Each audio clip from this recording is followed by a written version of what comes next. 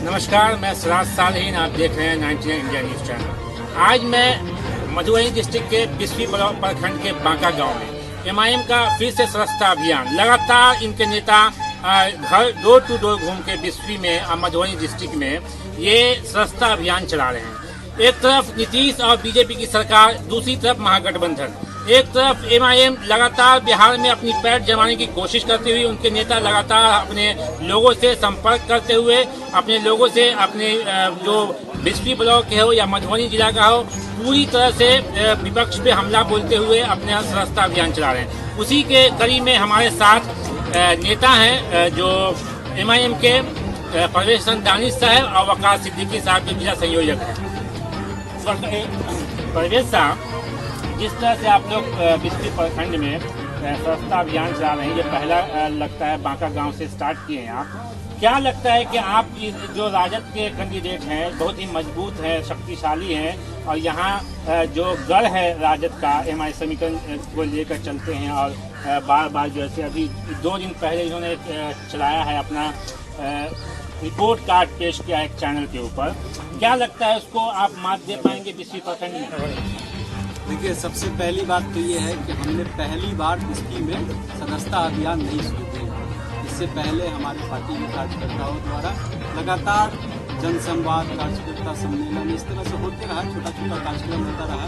लेकिन लॉकडाउन के पीरियड में ऐसा हुआ कि सरकार अनुमति नहीं दे रही है, तो हम लोग सरकार के आदेश को इस तरह से उल्लंघन नहीं करना चाहते हैं। लेकिन जनसंवाद लोगों के बीच जा करके बैरिस्टर असदुद्दीन ओवैसी साहब की बात, अपनी आवाज़ हम लोग पहुँचाने की कोशिश की। रही बात 20वीं विधायक फैयाज अहमद की और उस रिपोर्ट का, तो एक निजी चैनल ने उनके बारे में दिखाया। अब बताइए, इतनी बड़ी आबादी 20वीं की और 2 व्यक्ति जो पहले से फिक्सेड होता है, और वो आदमी आकर के बोल देता है कि ये हुआ। दुर्भाग्य की बात है, उस चैनल के रिपोर्टर को मैं ये बताना चाहता हूँ, फैयाज अहमद का मधुबनी मेडिकल कॉलेज जो है वो 20वीं विधानसभा में नहीं आता, लेकिन उस रिपोर्ट कार्ड में उस मेडिकल कॉलेज का भी जिक्र किया गया। कहीं ना कहीं पैसा लेकर के जब पत्रकार, राष्ट्रीय लेवल के पत्रकार बिक रहे हैं, तो छोटे मोटे छोटे भैया लोग भी अगर बिक रहे हैं तो उसमें कोई आपत्ति की बात नहीं है। कारण यही है कि 20वीं की जनता परिवर्तन चाहती है, और उसी को लेकर के मजलिस इत्तेहादुल मुस्लिमीन आगे बढ़ रही है। यही हमारी कोशिश। क्या मुद्दा रहेगा जब आप 20वीं में कैंडिडेट देंगे, और क्या मुद्दा रहेगा जो फैयाज अहमद को टक्कर देने के लिए क्या आप कैसा कैंडिडेट लाना चाहेंगे आप? मतलब ऊपर से जो आदेश होगा आप लोगों का, तो ये जो मुद्दा है 20वीं का, खासकर जो हम जिस इलाके से घूमते हैं, निकलते हैं, लोग जो कुछ लोग हैं राजद के, वो कहते हैं आप लोगों के लिए एक मतलब बीजेपी की टीम के हिसाब से काम कर रही है हर जगह, ताकि बीजेपी को फायदा हो, इस बार फिर बीजेपी सरकार हो।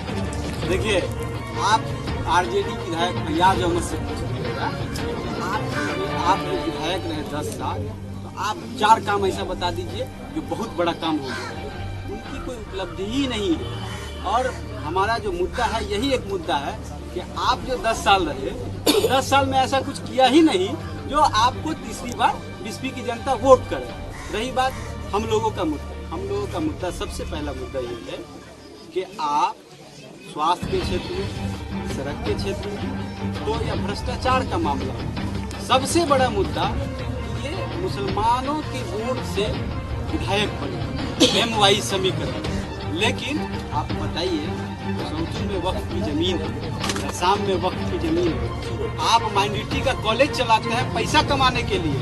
अगर मुसलमानों से आपकी हमदर्दी और बड़ा माइनॉरिटी चिल्लाते हैं, तो आप उसी वक्त की जमीन पर आपको चाहिए ये था कि मुसलमानों के बच्चों के लिए तो सरकार फंड देती है, तो आप फंड लाते और बड़ा सा यूनिवर्सिटी खोल देते, कुछ खोल देते, फैक्ट्री खोल देते, वहाँ हमारा बच्चा कम से कम रोजगार करता।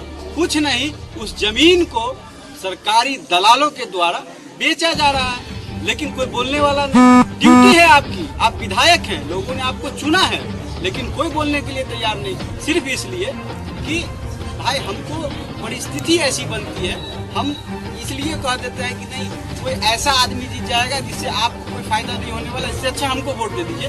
तो ये एक बहुत अच्छा बात है कि बैरिस्टर असदुद्दीन ओवैसी साहब एक ऑप्शन के रूप में हम लोगों को यहाँ पर सदस्यता अभियान के लिए दिया, हम बीएसपी को घोषणा में दिया कि भाई हम यहाँ से कैंडिडेट उतारें।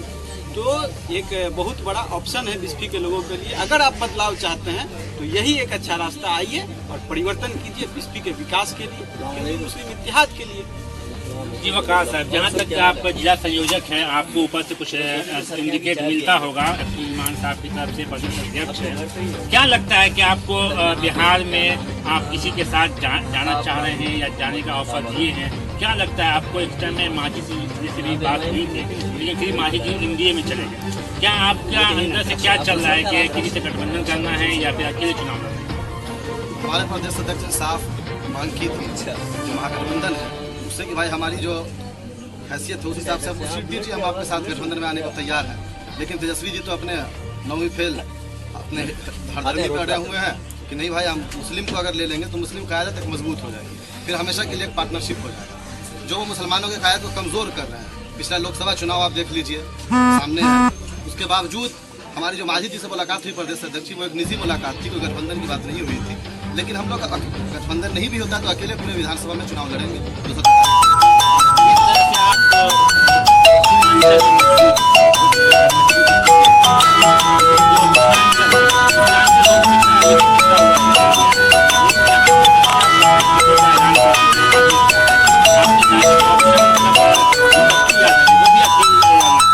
क्या आप लोगों की पार्टी में ऐसा कुछ बात नहीं चल रहा है कि आपस में बातचीत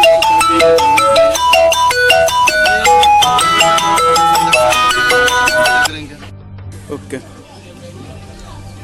वकार सिद्दीकी साहब, जो हमारे साथ भी बातचीत चल रही थी, बीच में कुछ टेक्निकल प्रॉब्लम की वजह से कनेक्शन टूट गया।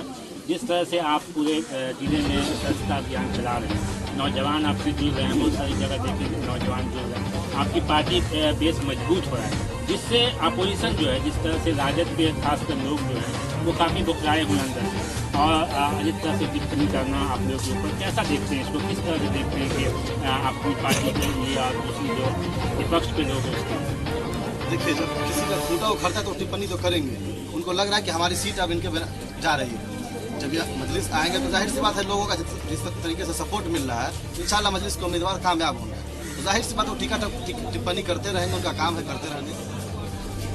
ये थे वकार सिद्दीकी साहब, जो जिला संयोजक हैं एमआईएम के, और यहाँ पे और भी कुछ लोग हैं एमआईएम के, लेकिन समय कम है, जिसकी वजह से हम लोगों को भी दूसरी जगह जाना पड़ेगा। और मैं सराज सालेहीन, आप देख रहे हैं 99 इंडिया न्यूज़।